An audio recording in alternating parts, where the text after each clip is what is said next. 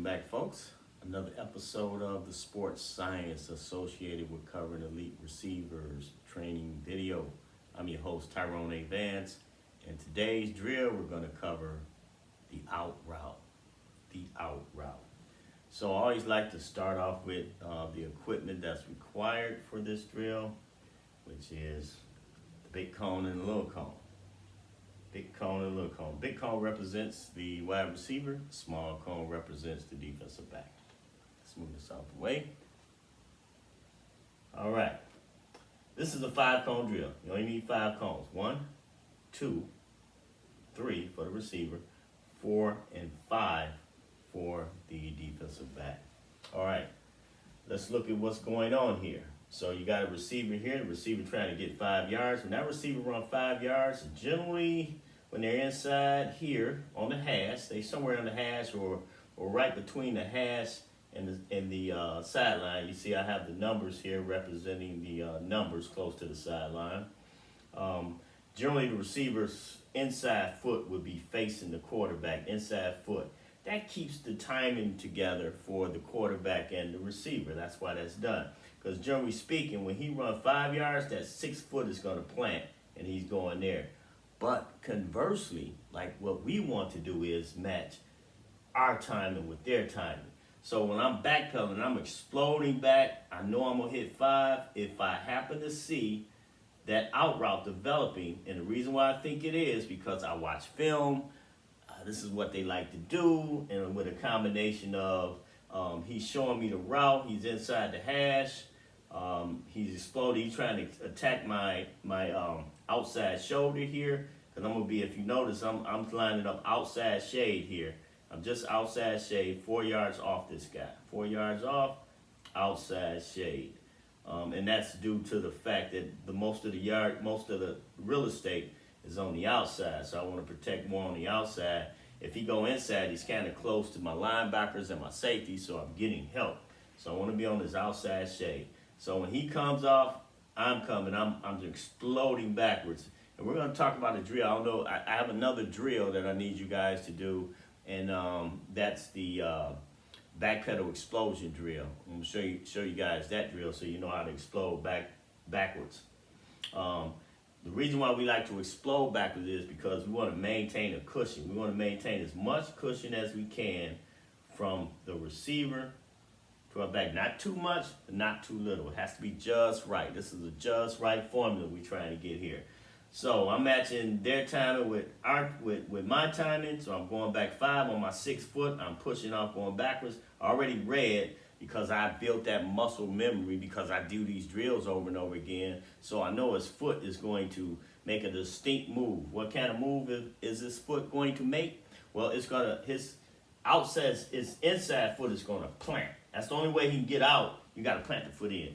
Is it quick? Yes, it's quick. That's why we practice these drills like baseball players in a cage. So they can hit those fastballs, those curves, those sliders you gotta process that within milliseconds.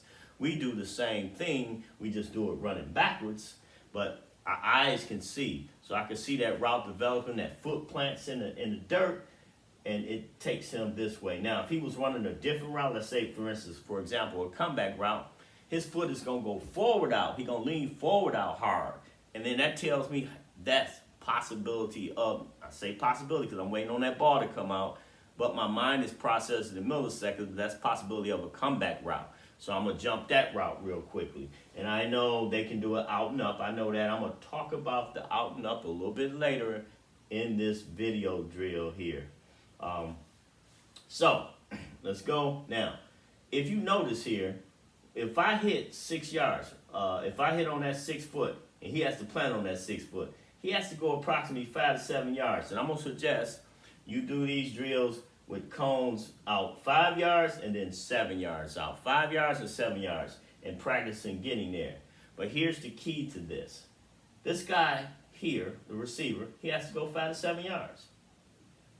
The defensive back has to go 5 to 7 yards. We made our challenge equal. Now I got an equal chance to get to that ball. Now guess what?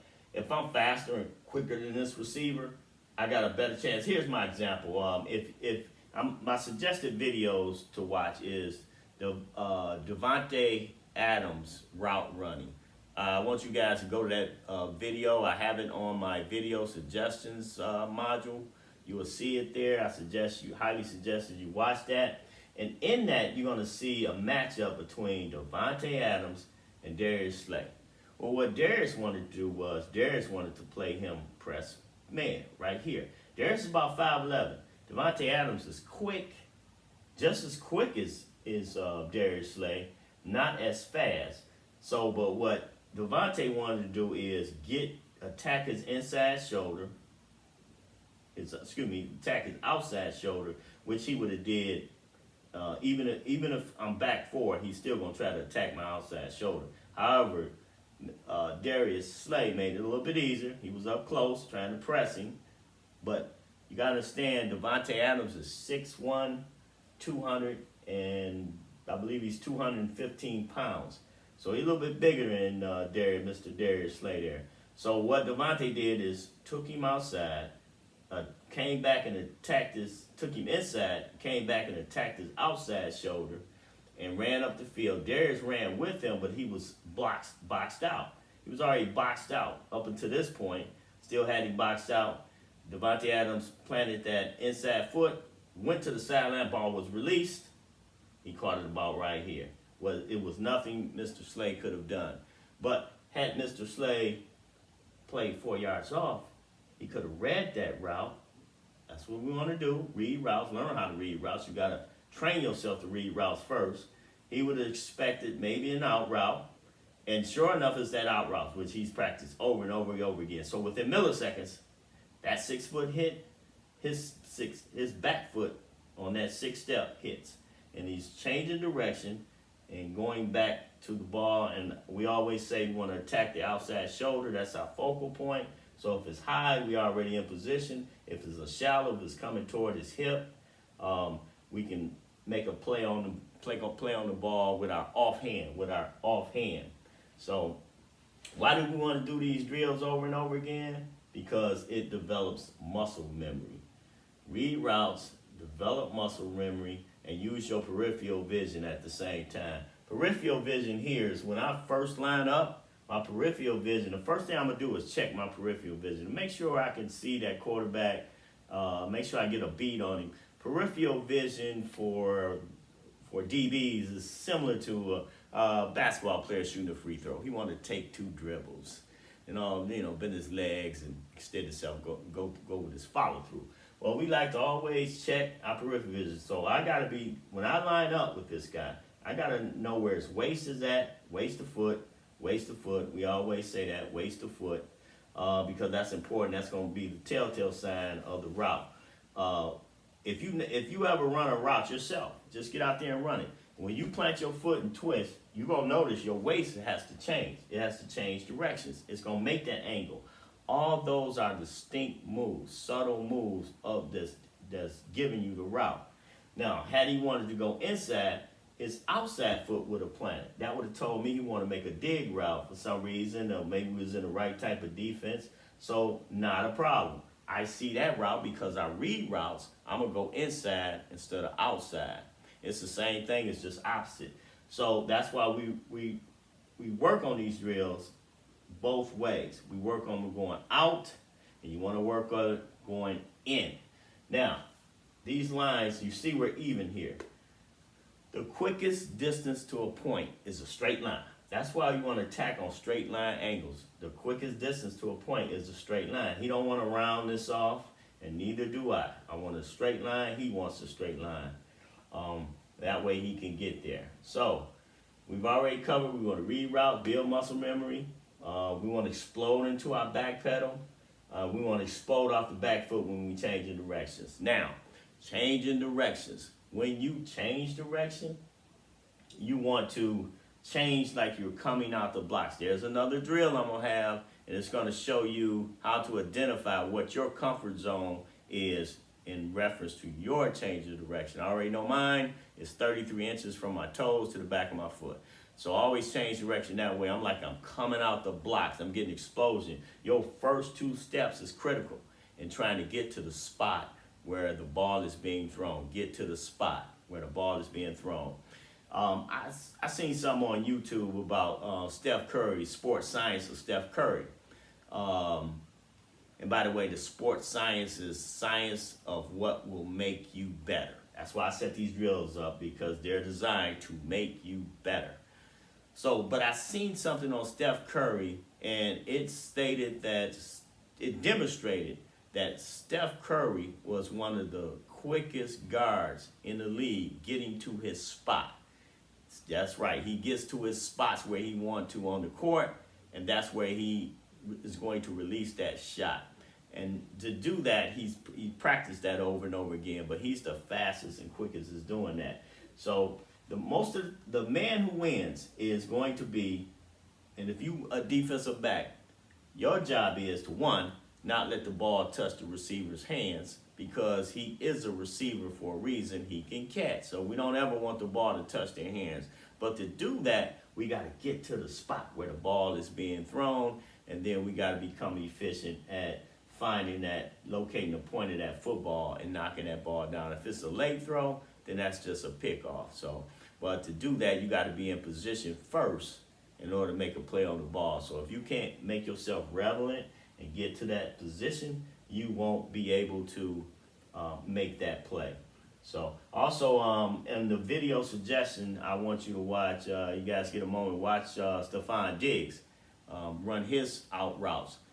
And what I want you guys to pay attention to is the distinctive form. It's a distinct move, and he make that same distinct move every time, because it is an out. An out is not a slant. An out is not a go route. It's not a seam route. It is an out route, and you can determine that. So I like to always say, and I put these little acronyms up here, is not your speed, but how you use your speed. That's why, even though Darius Slay is a 4-3 guy, he let a 4-4 guy beat him to this spot right here. Technique was bad first. That was his biggest problem. And he probably never practiced off the ball. Another suggested video that I put up is Tre'Davious White. He's with the Buffalo Bills as well. He's one of the better DBs in the league. But if you see that interview he's going to be having, you're going to be seeing highlights of him make plays. But you also, in that interview, Tre'Davious White, he's going to talk about the lost art of the defensive back. It's a reason why a lot of NFL coaches are a little bit skeptical about having DBs play off the ball in the NFL. It's because they don't practice it. I coach Little League. I seen them eliminate playing off the ball. Most of those guys didn't know how to teach it, one, so it's never taught to the kids, two. So they never developed that skill set. It's like playing a baseball player and all of a sudden you're in the pros, now you're trying to change up everything. You only can do what you can do. So, but if you practice playing off the ball, develop how to read routes, and build muscle memory, you're going to make a lot more plays, because it's way more efficient than playing off the ball. But you got to put the work in. You got to get those reps in. You want to get them in at an early age, but if you're later on in life, like high school, college, pros, you still can change it, but you just got to put that work in and then trust the process. So you change your mechanics, you'll change your life. Change your mechanics, you'll change your life. Okay, folks, that's it for, well, let me cover one other thing. I want to cover the out and up, because you guys might be curious about that. What if they run an out and up? And I'm going to have the 5-yard out and up. If you look at this, if I explode backwards here, and my guy is coming here, and he wants to hit me with that out and up, what he's going to do is plant here. But notice I got that cushion. I got that cushion on here. I still got the cushion, but I'm coming downhill. Because I know that ball ain't going to come here. It's going to come here.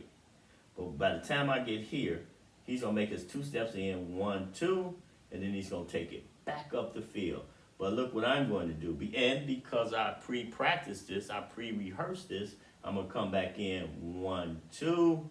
I'm going to see it. He's going to come up the field. I'm going to turn into his waist, and go step for step, stride for stride, and stay right in his numbers. And I'm just gonna tilt my head upward the same as a receiver does. Receivers, they just tilt their head up, and they wait on that ball to come out the sky and drop right in their bread basket for the most part. Or they'll go up high to get it, they'll see it up in there and they'll go get it. Well, if I'm right there in his hip pocket, step for step, stride for stride, right between his numbers, looking at his face mask, and just looking over my head, looking back up over my inside shoulder, I can see that ball the same as he can coming out the air. But I got him boxed out. Like in basketball, I'm in good position to get the rebound. That's why most basketball players, even though they're not the tallest guy, they know how to get good position. Dennis Rodman would be one example. Michael Westbrook would be another. They use their strength and they use their ability to get great position, and then therefore they can rebound that basketball.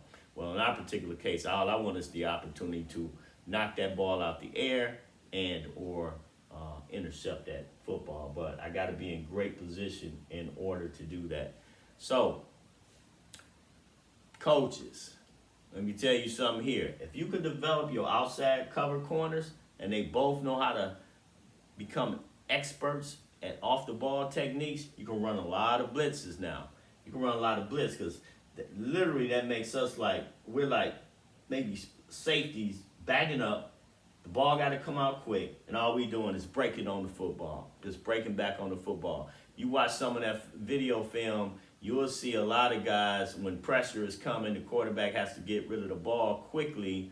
A lot of guys are just stepping right in front of it. So it works. It's a technique that's been great. It slows the game down for you because you can process it more quickly because you've seen it over and over again.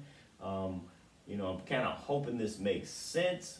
It worked for me. It was the only technique that I used exclusively, and I had great success with it, and I'm sure you guys will too. And don't forget that if you need to have me come out to your facility, your Little League organization, your college facility, or pro, well, the technique is is all taught the same way, and it all works for the same reasons. You can contact me through Coach Up. I'll gladly work something out with you guys. I'm available, and I will assist you guys in looking at those little things, the little nuances like change of direction, fluidness of the hips, the eyes, the visualization of the waist to foot. The reaction time is hugely important, and I can assess all of that just by looking at it because I know what it should actually look like, especially in reference to these drills. So, with that being said, thanks for tuning in. Hope you enjoyed it. See you guys on the next video.